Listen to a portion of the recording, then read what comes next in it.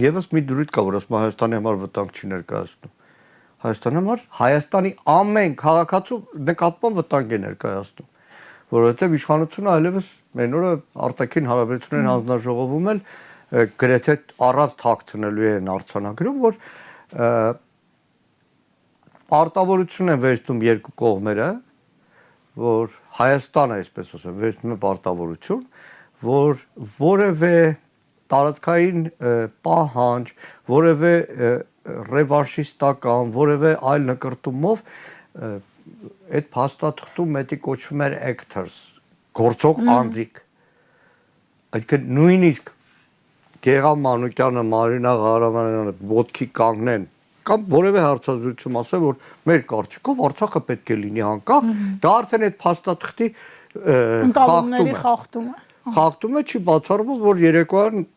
իմ կամ ձեր դուրը տետեն ոստիկանները, ինչպես շատ հաճախ է եղել մեր դեպքում, եւ ասեն, որ գիտեք,